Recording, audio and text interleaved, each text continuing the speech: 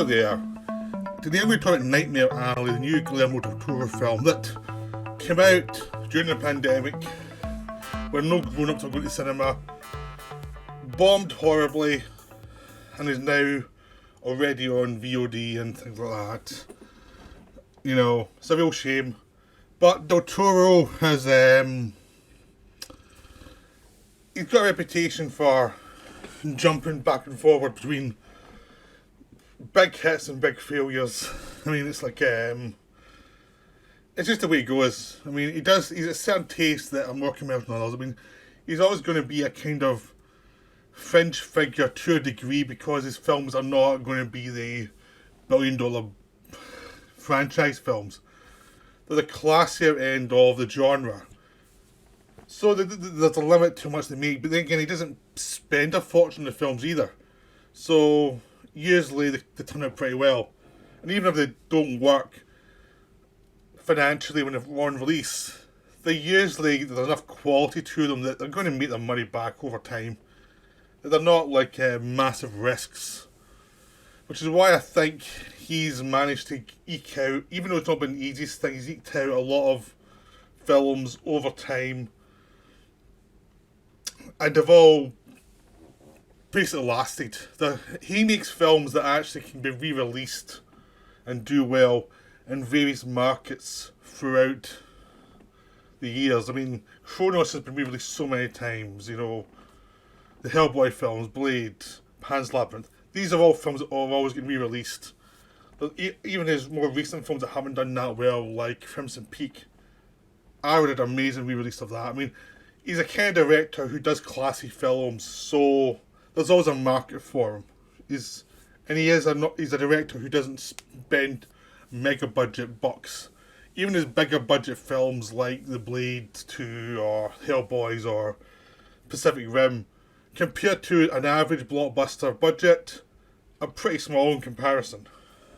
And they're well crafted, so it's an element to him that it's like you may not get the Michael Bay opening weekend, but you're going to see a lot more in the critical reaction, audience reaction, and it's just going to slowly keep going year after year. You're going to get your money back and more. You're probably going to make just as much money ultimately, but it's going to be a slow process. So that's the kind of thing that you get with Guillermo del Toro. Which means sometimes getting the budgets together to start with is difficult for him. But the films always tend to work out well in the end. You know, he's a director who's, any of his films, even the more minor ones, end up getting in festivals and end up getting re-shown things. So I mean, he's one of those directors. He's a classy director. So Nightmare Alley is his film after the big Oscar win. He had a big Oscar win with Shape of Water, which is like the film he made that everyone just suddenly loved. I actually prefer Crimson Peak to Shape of Water. Shape of Water is a very good film, but I like Crimson Peak more because it's a bit darker and weirder. But that doesn't matter though, because Del Toro's films are all, you know, you've got your favourites. So this is a big Oscar follow-up film, which usually means that this is a film he's been wanting to make for ages. They give him money to make the film, and usually they turn out to be not the director's best film. Luckily in this case, it's still a very good film, but I think of his, for the last decade, this is the most overproduced of them. This is a film that feels like it's had a lot of money spent on it. It probably has less money spent on you think, but it feels a bit overlong and overproduced. The good thing is, this one though, I don't actually mind those scenes. The scenes that actually slow it down are all very interesting. It's just that you're watching it and we see it as a whole, you think, okay, some of this could have been compressed for a shorter, more brutally direct film, but this film was trying to do a character-based study of a person in freefall, rather than doing it as a fast-paced thriller. So it's more a character piece than a thriller, even though there's thriller elements to it. So it's going to be longer. the film I kind of compare it to most is Peter Jackson's King Kong. In a sense, it's a film he wanted to make for a long time. It's a personal vision, and it's not for everybody. I adore the Peter Jackson King Kong, especially the longer cut. I know all of its problems, but I've still watched it multiple times, and I'd still watch this way over the Hobbit films, you know, and way over some of his other more successful films. This one is kind of the same. It's like it is overproduced. There is stuff in the second half that could have been cut down, especially, but I liked all those scenes. So ultimately, I'm not that bothered that it's a bit over long. I mean, it could have been 2 hours quite easily, but it's 2.5 hours. It's that kind of film. But if you like Del Toro, you're not really going to complain that much. If you don't like Del Toro, you're probably going to think it's over inflated, over self-indulgent.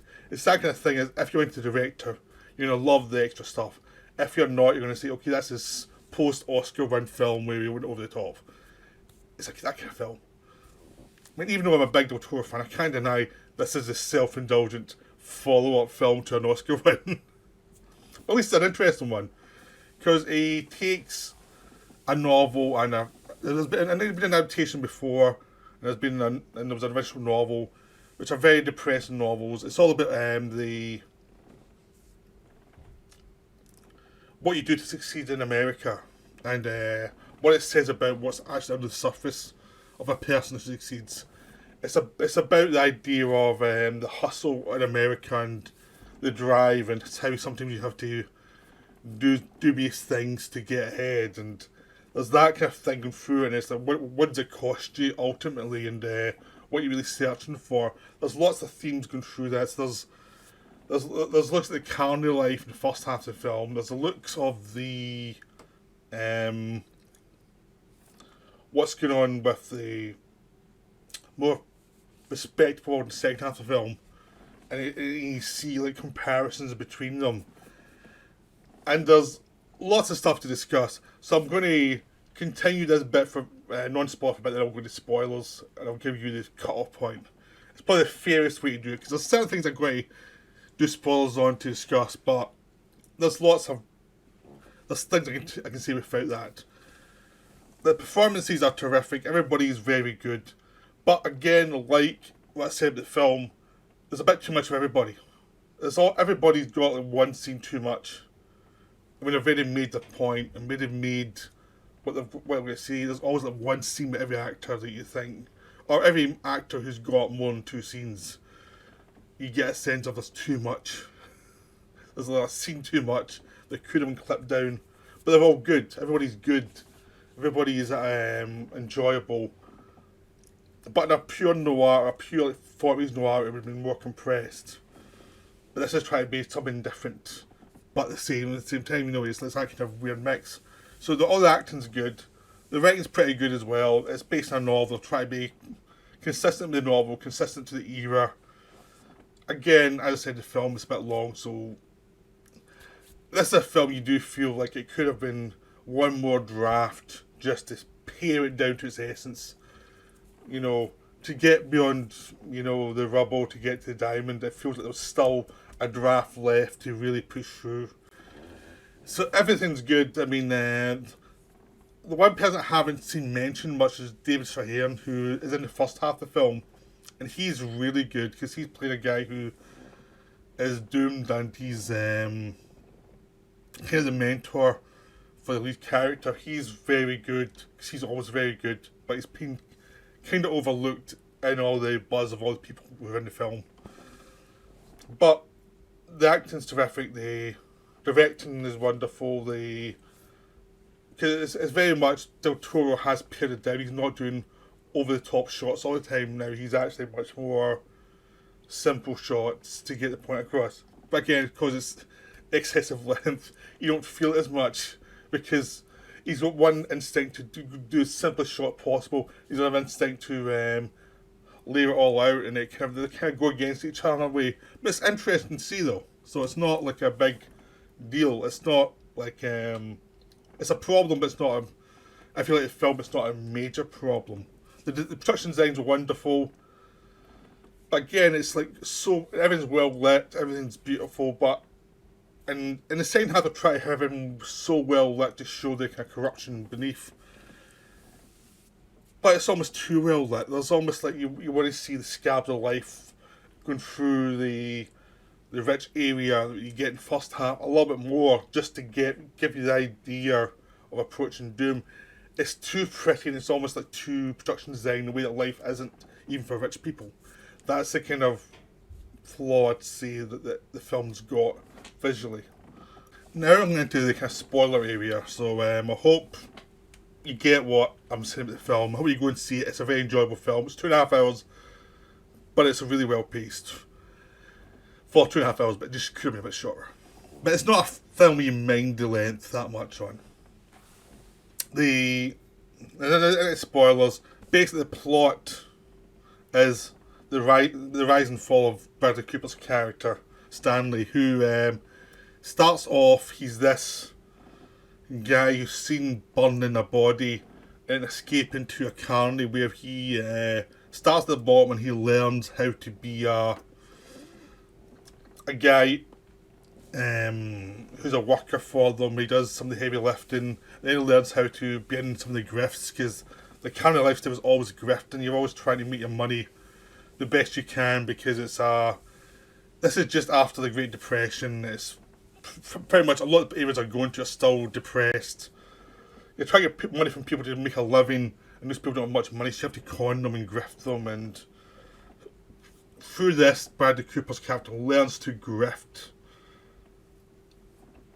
And he learns all these tricks, especially from David Straharen's character, who learned a lot of grifts beforehand that he doesn't use anymore because they're a bit too good. In a sense that he had too much morality to actually put into effect. Or if he did, he stayed back from it. He's never quite sure whether he went too far and that's why he's a drunk, or he knew better. But just from the implications, he probably went too far and came back and being drunk.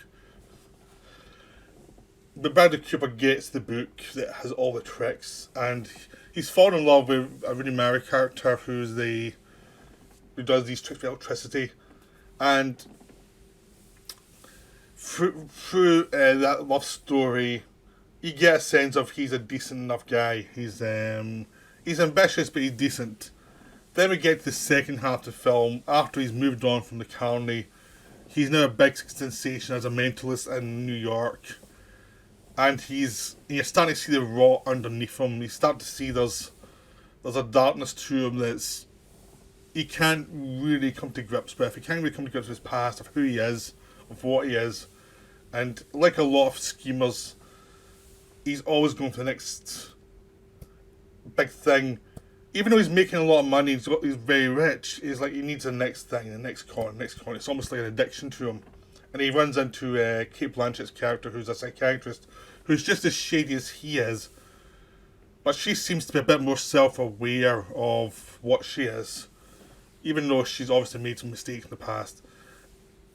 It's a kind of mindfuck thing between them, and if you know your film noir, you'll probably know where it's going. But it's still nice to see that done today.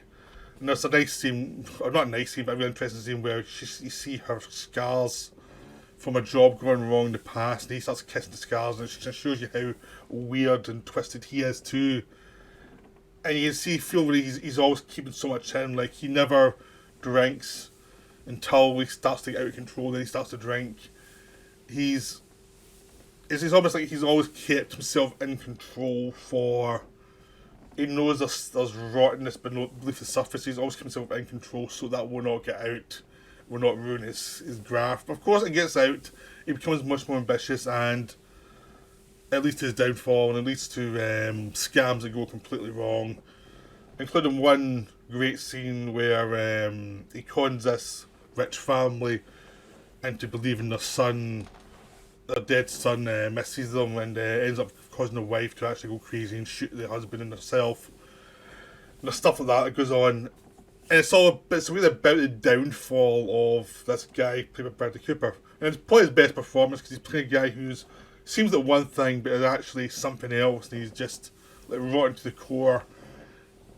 But he's trying not to be And it's just as he gets towards his ambitions, he starts to realise the life is pretty shallow.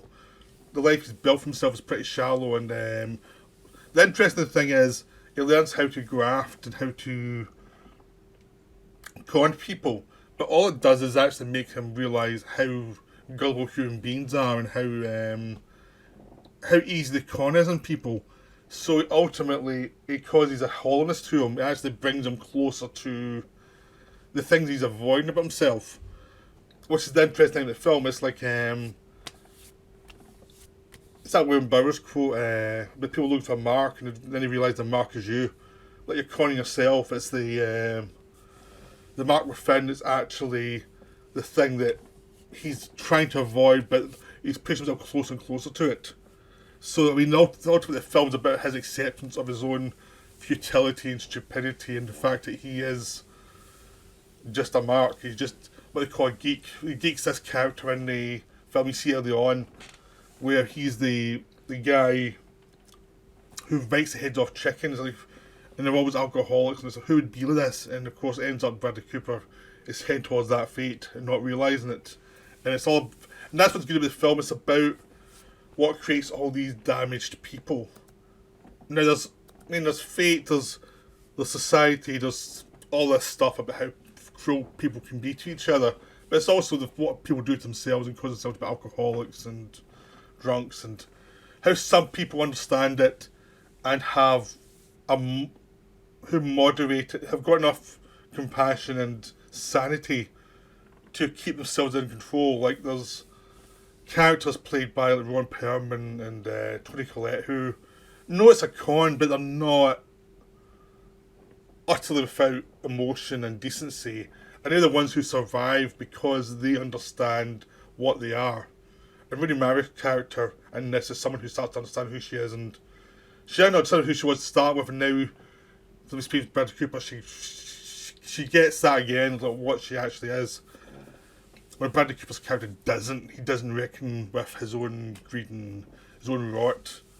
So it's about what are you really, who are you really, what's the thing that can destroy you. And that's probably why Del Toro tried to make it a longer film, to play around with that theme. Because it's a very dark theme for a follow-up to a big Oscar-winning success. It's like, yeah, we're all rotted, and the more ambitious you get, the worse it gets, and no matter how much money you get, it doesn't take away from what you actually are. It's a funny way to follow up big success. But it's a film only someone who's been a massive success can do, and on a decent budget. But it's one of those things is like, you wish he'd had less money in this one, because it's one of those ones is like the second half, it really does feel like he's had too much money. Like everything's a bit too perfect. And you kind of want that kind of weird bristle of real life floating into it a bit more than it does. It feels much more like a stylized film, the second half, when it was trying to have that stylized thing of what the rich people think they are, what they're trying to get above, and they've all kind of marked for some, they've all got their own traumas. Like the people who Bradley Cooper is conning all of their massive traumas that are make it feel like no matter what how they've been succeeded, it still doesn't really make it worth it. And you need more of that in production design, a little bit more, just to get across as we're filming on. There's lots of stuff about how psychotherapy is just another con. It's just a carny trick that it's all about finding little, understanding general traumas and seeing which one fits to this person and then working out from that. It's all about how people are types. There's always that floating through it. That kind of cynicism about how you can't escape yourself and can't escape your essence, and how you're not actually unique. There's tons of people like you. No matter how great you think you are, you're not really that unique. You're going to make the same mistakes other people have made. So it's a very nice dark film. It's a beautiful film about human corruption. It's really good. It's just too long. I just wish they'd lost like 20 minutes and add a bit more grime to the second half. Because especially when he gets his comeuppance, it does feel like we've taken too long to get there, and it feels like we could have filled in a few steps ourselves and not lost anything with the con jobs and stuff like that. So it's like there is that element to it. I think it kind of, by being so long, it kind of blunted its ending. But there's still so much richness to it. There's also, I haven't even talked about Willem Dafoe talking about the geeks and how he cons people, because he comes across as normal and decent, and it's just an act. It's an act just the same way as Bradley Cooper's act was an act. It's like all these con people try to act nice to con another person and to do what they need. So, but it does have a great final scene. It does really work. It's just that it could have been trimmed a little bit. But it's still another Guillermo del Toro film. It's still another excellent film in his filmography. I kind of like Crimson Peak more though, for like, the darkness within and all that stuff. It feels a bit more like that one felt more genuinely crazy in this one. I wish there was a bit more genuine craziness to it. But there you go. So I hope you go see this film. I hope you enjoy it. It's enjoyable in its own way, but it is pretty dark. So I'll see you next time with more looks at different films. Bye for now.